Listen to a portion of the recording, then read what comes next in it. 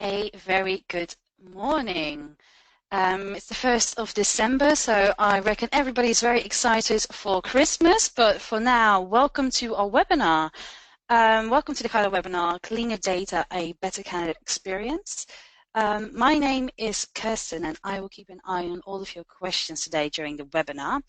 Our webinar will take around 30 minutes today, including questions, and well, the whole webinar will be recorded from beginning to end, so please don't worry if you need to drop out at any time, because you will get the recording of the webinar afterwards. So you can even share this with your colleagues, and any questions, just ask me, and I'll get back to you at the end. So who are Kyloe? We are your Bullhorn experts, and we have years of experience working with and providing solutions for recruiters. So Kyloe is an exclusive Bullhorn integration partner, as you might know, with over 200 clients all around the globe, and we basically go where Bullhorn takes us, and we know Bullhorn like no other. And that's kind of why I want to introduce today's speaker, Joe Tanner. Hello, Joe.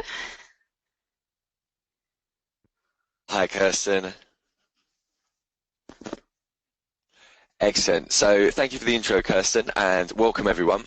So today's webinar, Cleaner Data, a Better Candidate Experience, is all about changes in data protection laws have shaken up the way that data is viewed.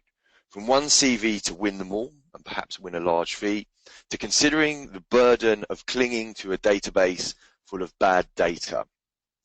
Large stores of aging data are out, with the benefits of up-to-date, clean data now being in.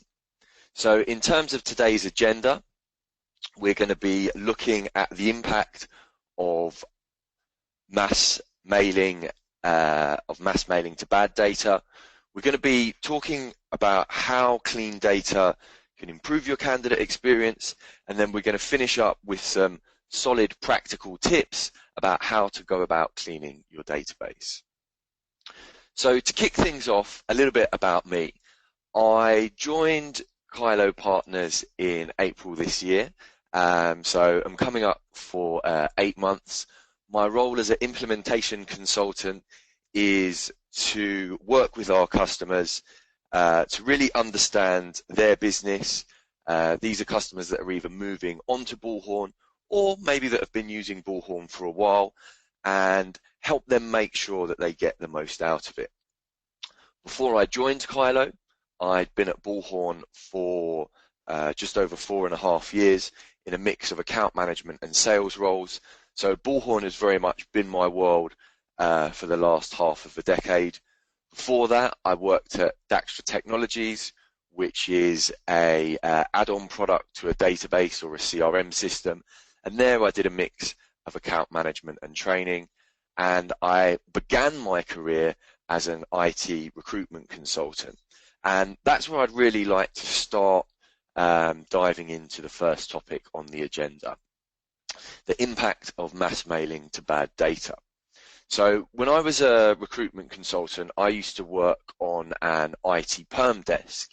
And in the business that we worked in as a consultant, you would specialize in a particular skill set, a particular vertical market.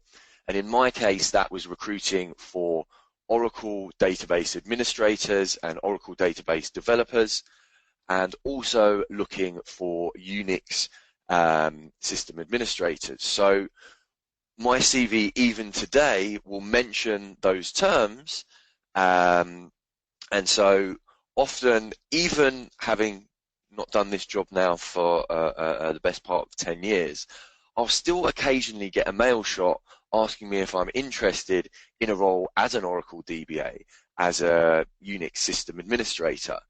And, you know, given that I have a good knowledge of the way that recruitment databases and CRM systems work, and I can perhaps forgive these practices, I suppose at worst they're probably mildly annoying. It's reasonably easy to ignore an email. But that said, it doesn't give me a very good impression of the recruitment company that are sending these emails for work that I've clearly never done. You just need to sort of glance over my CV and see that this is really a complete mismatch. A much more effective example, though, is about a year ago I became an active candidate involved in a job search. So I was starting to apply for adverts, and I was taking calls from recruiters, really kind of engaged in the process. And one of the things that I found particularly difficult was there would be mornings when I'd receive approaches about becoming a sales manager, or even sometimes a sales director. And these jobs were, as somebody that was trying to pivot my career and move out of the targeted environment, again, these were just way off the mark. And again, from a kind of relationship perspective, in terms of receiving these approaches from people that haven't really read my CV or covering letter, haven't really made any kind of connection with me, at times it was genuinely disheartening. So my kind of take on these practices is that at best they can be annoying for the candidate, but at worst it can actually have quite a negative effect on the candidate, and most importantly, that can really damage the relationship between that candidate and either the individual consultant or the brand as a whole. So that's kind of looking at things from the kind of negative perspective. Let's kind of flip that coin on its head a little bit, and I suppose, what's the so what behind all of this? So now I'd like to give some thoughts on how better practices can really improve things, because having worked around recruitment databases for a long time, I find it really refreshing the changes in the attitudes that the new legislation is bringing. There have been a lot of perhaps past clients that I've worked with where we had this kind of idea of the one CV to rule them all, that you need to hold on to every Word document, every PDF that the business has ever come across, often with the justification that, well, if we make one placement, that can be a huge fee. So we couldn't think about archiving or possibly deleting that document because that could be the needle in the haystack. And I think it's actually a really positive thing both for candidates and recruiters that this is now being shaken up, and people are starting to think about this differently, because the new legislation clearly advises against that sort of approach.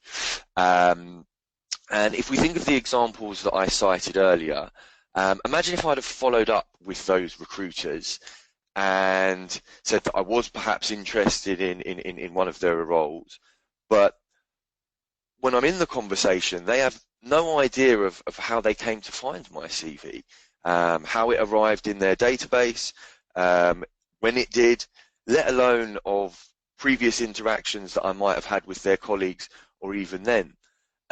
Essentially, in these practices, it's like you're starting from scratch in every conversation. By comparison, if they know that I'd spoken to their colleague so-and-so previously about another position and even that conversation took place at a particular time, it really starts things up on a much more positive foot, especially if they have details about my motivations and my career aspirations. I think recruiters sometimes have somewhat of a negative perception amongst a lot of people, despite, in my opinion, providing a very important service. I often find myself perhaps at a dinner party or out for drinks with friends, and if somebody makes a negative comment about an interaction with a recruiter, I find myself instinctively asking, as a kind of straw poll around the table, well, who here, how did you find your last job? And often that conversation will get people to saying, okay, well, yeah, no, we did work with recruiters, and conversation goes from there, and it's perhaps not necessarily the perception that they initially had. But again, I can draw on kind of two analogies from other areas that kind of speak to the practices that we're really trying to avoid here. So for anybody that's ever been flat hunting in London, I imagine you've had that experience where the estate agent really doesn't provide much more of a service than open a door. So I was fairly recently flat hunting with a friend from university, and he was the sort of person that would ask, when was the building built? Do you know what the type of brick that the building's made from? Which, in fairness, at times were annoying questions, even for me as his future roommate. But I was amazed the amount of times that the estate agent would just simply say, I don't know, and kind of shrug it off, really. And it really leads you to sort of say, well, what's the service that you're providing here? So again, if we're just kind of sending out mass emails based on basic keyword matches, how much of a relationship or an engagement really is taking place with that community of candidates? Another example that I came up with when I was kind of preparing for this webinar was, if you take online dating as an analogy for the recruitment industry, imagine if for your potential matches you were just sending out a generic introduction.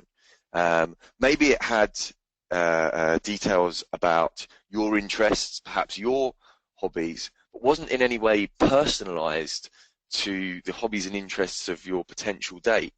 I'd imagine that you wouldn't really be getting much uptake and many dates coming out of the other side of it. So I work with a lot of skilled recruiters, and I'm of the opinion that they provide a very valuable service to both their clients and also to their candidates. But I think it's important to put in place practices that are also supported by technology that really reflect this. So just to kind of summarize this particular point, I think it's great that we're shifting the focus from more to better data. I think that it's going to put recruiters in a better position to add value in terms of their interactions with candidates. And I think that that's going to really improve the relationships between recruiters and their community of candidates. So now, as we kind of move into the final section, I'd like to just kick things off with a quick poll, because there is a little bit of an assumption in the information that I'm sort of about to share with you guys that assumes that you're already using some kind of database or CRM system. So what I'd like you to do, you should have a poll that's now popped up in your GoToWebinar panel, just asking you, are you currently using a CRM system? And if I could also ask you in the comments to say which that is. Excellent. Okay, so the first topic then, looking at how to go about cleaning your database, is around candidate statuses. So the idea here is that you attach a status to that candidate's record within your database or CRM that instantly tells me how I should approach that person. So I don't then necessarily need to go and read the notes or even their CV, but I can, for example, know that this candidate is available. Available, typically used in the kind of contract and temp world.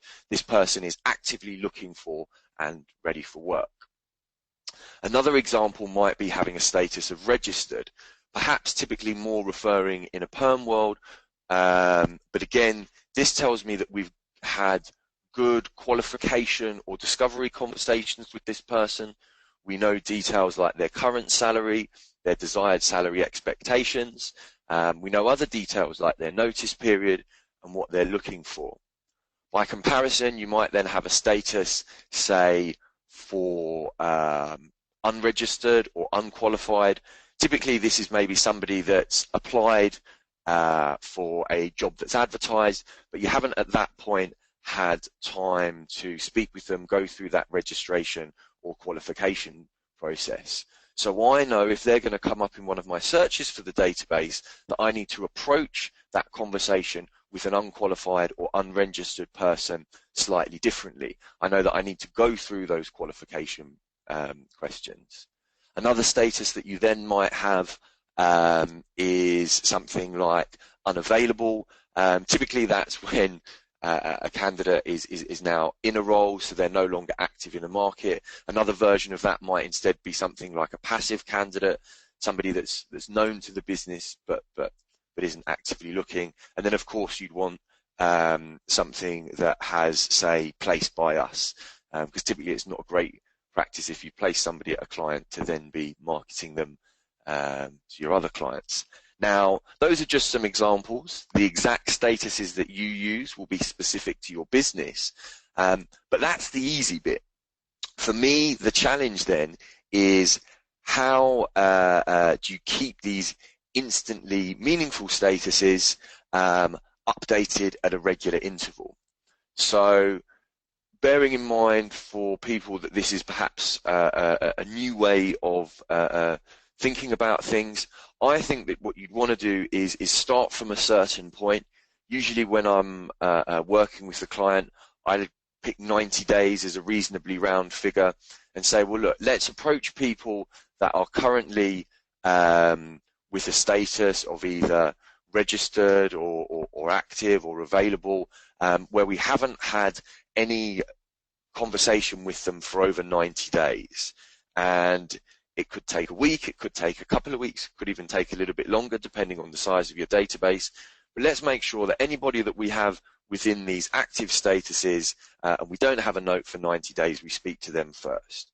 Then from there, we look at perhaps 60 days and then 30 days, and then the policy going forward then becomes that anybody that's at a status of registered or active, it's somebody's responsibility to then touch base with that person at least every 30 days.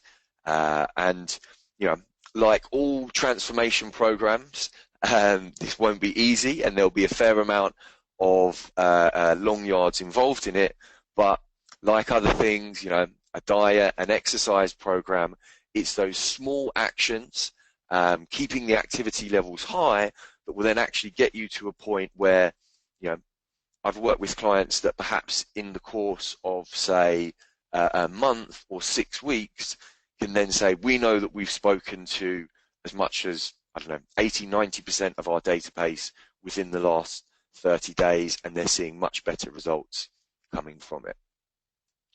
So my second piece of advice then is start thinking about how you segment your data. Again, coming back to my kind of first example around the keyword matching based on technology languages, this is always a bit of a challenge, kind of because of the way that the technology works. So I think that any tools that use automatic coding or any tools that are using searches still need to be eyeballed by a person. And although technology has made lots of advances in lots of other areas, I think that that's something that we can't really get away from. I also then think that in terms of the way that we're thinking about coding or categorizing our database, most people start with what's that person's technical skills and what are their experiences of job roles and functions. Absolutely, these are important, but I think you then need to add at least another 2 or 3 layers of detail. Does your CRM system allow you, for example, to search by salary? Are you recording that as a digit? Are you recording that as sort of coded values? Again, does your CRM system have a search based on radius of the person's address? Or perhaps might it make sense, and just to take an example from the UK, to rather than doing a radius from a location, because 10 miles from a London address is very different than 10 miles from address that's somewhere outside of the system. Perhaps it's better to segment the data as people looking in London, the Southeast, Southwest, Midlands, North, etc. I think something as well that it would be remiss within all of this not to mention is the importance of recording the source of where you first engaged with that candidate. So did they apply via your website? Did you find them on an online CV database, or perhaps via social media?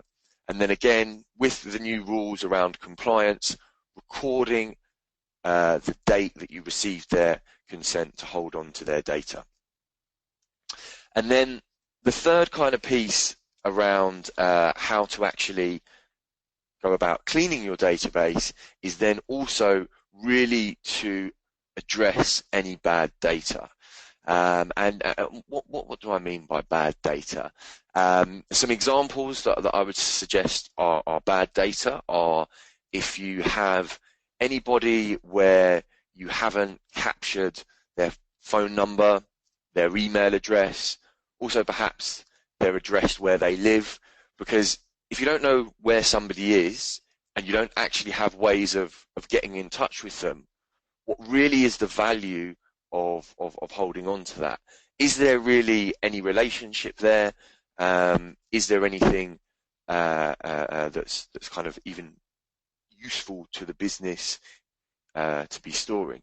Another example might be anybody that's currently on your database where you don't have any demonstration of the interaction with them. What I'm talking about in that case is notes that have been made by a consultant or somebody else within the business, or some other history of activity with them. If at this point you're all starting to feel a little bit nervous and a bit anxious, don't worry. We're working with lots of companies that have, in some cases, quite large parts of their database that fall into this bad data category. The good news is there's still quite a lot of time to get all of this addressed before the new legislations come into play. With that in mind, something else that I'd also recommend is then looking at any possible apps or tools that can help you around this. Because again, just to hone in on that bullet point, one of the great things about addressing the bad data is if you do this, this will make you compliant. So you can see in the slide that's on the screen in the bottom right hand corner, there's a screenshot of Kyloe's Data Cleaner app. This is a tool that we've built that's specifically designed to help recruitment businesses with this challenge of actually knowing where to dig and find that bad data within their database. So I hope that's given you some solid takeaways there. Again, just to kind of recap, it's really making sure that we have a useful policy around statuses. It's looking at the way that we segment data and then addressing any bad data within the database. I think Kirsten's going to be able to tell me the results of the poll now, and then we can hand over to discussing any questions. Yes, Joe, thank you. I don't think this is a surprise, but 100% of everybody on that voted actually use a database. But I think that is where it comes in place that if all recruiters update their database regularly. So, Joe, is that something that has to do with the processes you talked about earlier, or how would you address that to help constantly keep your database up to date so the candidate feels relevant, you have the relevant information, and you know when to touch base with them? So, I think for me, an important thing to come out of a lot of the conversations that have kind of been sparked by the upcoming changes in regulations is the importance of having a policy. And I think one of the things that will change is the importance of actually having your policy written down. So, and what I mean by that is, let's take the example of statuses to actually have something then that says our policy is to touch base with candidates every, say, 30 days. you'll need to go much further than that and in a lot more depth around the kind of data protection piece. But yeah, I think the important thing is not just to create it, but then write it down as a step one, and then actually have some ways of measuring and enforcing it as a kind of step two. Because certainly in my own kind of personal experience, I think that this is a challenge that most businesses that I'm working with are dealing with. And I suppose I would just also say on that, it's not that it's not any willful bad practice. It's more just that within our very busy lives, where there's kind of more technology and more solutions and systems out there that can help us than ever before, it sometimes is things fall off the priority list. So we're not necessarily coming back to that analogy around diet and exercise, actually making sure that we stick to the basics, because we're so focused on what's the now or what's the urgent.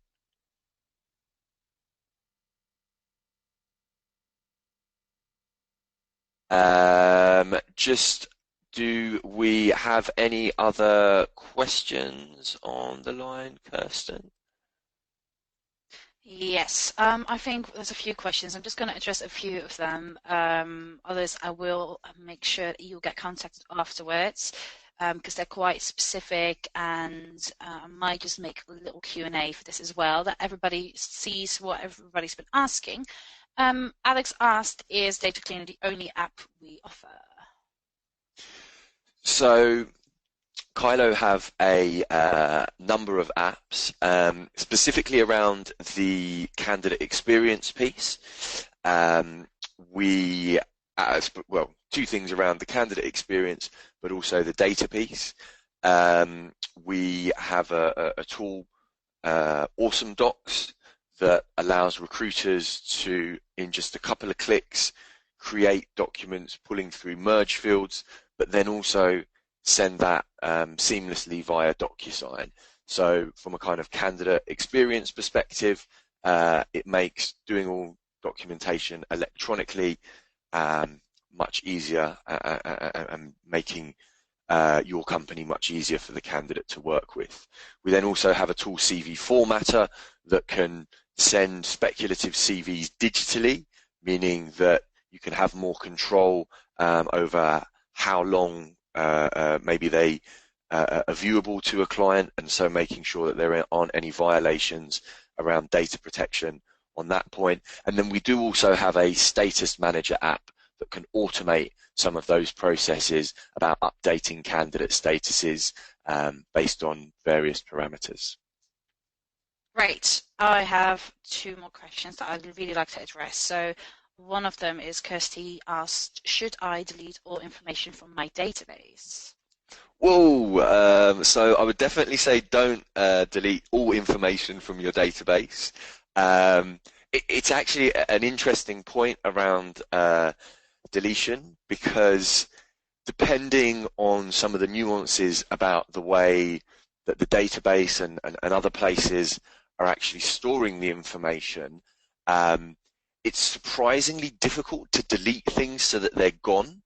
So what we've been working with Bullhorn on, or in discussions with, is actually anonymizing the data, so that you have some kind of tool or some kind of app that will do things like remove contact information, names, etc., so that any data that needs to be removed is essentially rendered useless.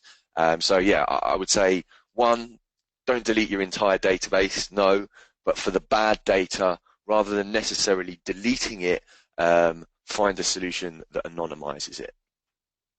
Great, and then the last one, because we're running slightly out of time, Martijn asks, so we can delete data from our database. So somebody asked, I guess, to maybe anonymize it or delete it or archive it. what about the data that is left from those people, like passports, CVs, that is left on your computer? Yes. That is an interesting one, and yeah, so I think so. The question there is I suppose around data that's not stored in the database. Something that a couple of clients that I've worked with have done that's been reasonably successful, or they're helping them to sleep at night, is to have a tool that, for example, deletes anything that's stored on the individual user's machine in the downloads folder that, say, runs at midnight each night. So essentially, even if people have, say, downloaded a CV or a resume or another file from the database, then at least it's only being stored temporarily, and then at that point, if it's stored anywhere else, needs to be within the other policies. But yeah, Martain, if I'm pronouncing that correctly, yeah, that's a very good question. The policy around data should also look at any potential data leaks, not just what's on the database. Right, those were the questions then. So thank you, Joe, so much for doing this webinar, and thanks everybody for attending. And as I've told you before, you will soon find a recording in your inbox. Send it around to your colleagues or watch it again yourself. All questions that haven't been answered, I know there's a few, I'm so sorry. I will get back to you, or will let somebody else get back to you. And if you have any questions, please visit our website, kyloepartners.com, or just email Joe Tanner. Sorry, Joe, you'll get all the questions in your inbox. Excellent. Thank you, Kirsten, and thank you, everybody. And yeah, wishing you a good rest of your day. Cheers. Thank you so much. Bye.